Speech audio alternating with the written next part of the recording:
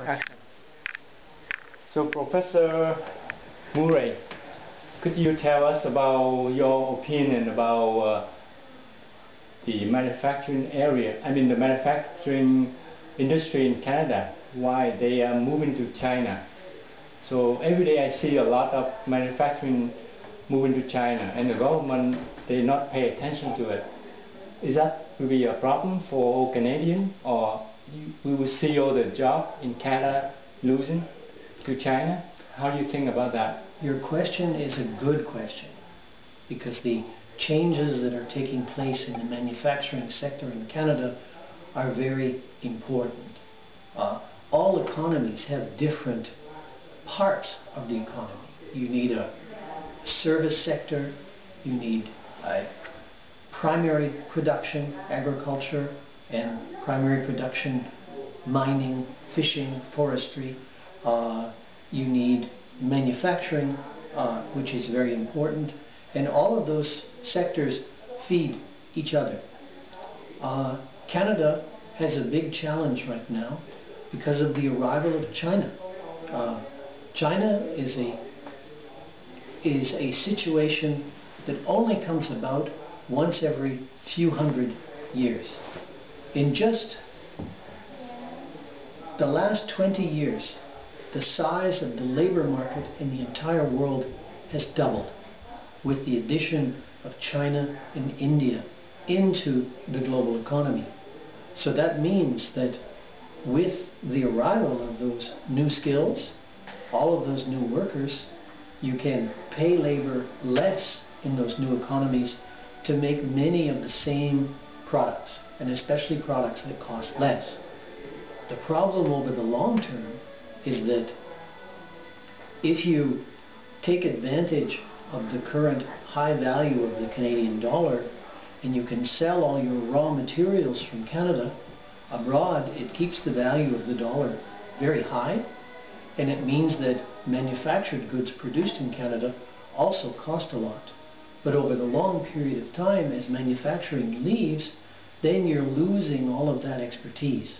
And you can't compete in the world economy if you lose all that expertise. So governments have to pay much more attention to the manufacturing sector because it's a vital part of the economy. Yes. So what do we do now to overcome the problem for the engineer point of view, or the labor force? What do? They go to train into another career to adapt with the situation, or what should they do? I think we need to be smarter. You need to be smarter in terms of infrastructure, because we have some of the best skills already in the world in Canada. Our universities are good, our health system is very good, our education system is good, the quality of life is extremely high, so there are lots of reasons that companies want to produce in Canada. Take the example of the big Japanese car firms, Toyota, Honda. They looked all across North America, Mexico, US, Canada, and chose Canada, and especially Southern Ontario, for their production, because the quality is very high here, it's very reliable, the business practices are not corrupt. Many, many reasons to locate here.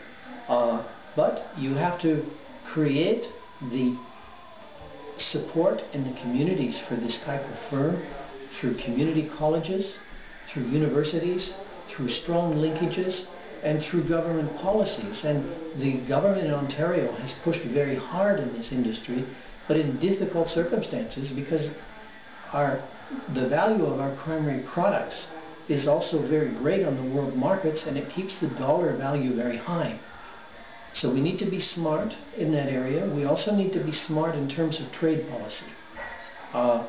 I think that we are very naive sometimes in having too open a market when other countries, China, Japan, United States, France, Germany, have many incentives for firms to be located in those countries in order to have access to the markets. We do less of that in Canada, and the governments also need to pay more attention to that aspect, which is on trade policy. So do you need any more questions? What do you, Brett, suggest to the Canadian parents who have kids going to university in the next few years? Would you suggest the kids to go into some service sectors, some engineering programs, or what? Would you suggest a few ideas for the Canadian parents? Parents are naturally worried about the future of their children, especially in areas where there is a downturn in the manufacturing sector. The good news is that we are going to experience very big demographic pressures over the coming years. We have an aging population, and we will not have enough candidates for all the jobs that are going to be created. So the good news is that children, if they study, will be able to get jobs. In a period of globalization, people have to have more education. It's quite clear that if students leave high school without completing their studies, they have a very poor future in the labor market. They must get 1 degree and probably 2 degrees over a period of time in a variety of fields in order to be able to study. It used to be that you could get 1 degree and then you were okay. I think that Vietnamese parents should be thinking that they want their children to have a first degree, then to get some job experience, then get a 2nd degree. There will be many opportunities in the medical field, and not just being doctors, but a whole range of technologies related to the new medicine. There will be many opportunities in engineering related to infrastructure and the infrastructure that we need to build, in civil engineering, also in electronic engineering, in the nanotechnologies as well. There will be many opportunities. There will also be many opportunities in the business field because it will take entrepreneurial innovation, and students are doing business classes and business studies, but it often has to be related to other expertise.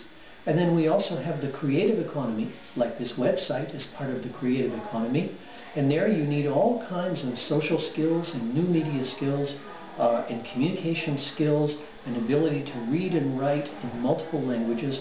So there are many, many different fields that people can study in. I think the most important advice is that the students study what they really feel passionate about so that they can take this forward. And it's a difficult thing because often when students are young, at 16, 17, they don't have enough experience yet, so they can take some advice from their parents, but their parents also have to understand that they might be changing fields over a period of time as they discover what they feel really passionate about so that they can do an occupation that they'll really love doing and bring a lot of creativity to. Good. Thank you. Thank you, Professor Murray. And good luck with the new social media website in Vietnamese. It's a very important and good innovation for the whole community in Canada and across the world. Thank you. So now you can mention something in Chinese, in Mandarin, especially in Mandarin for people speaking Vietnamese and speaking Mandarin, they can understand. 我要祝你们新年好啊！ Thank you. Thank you very much.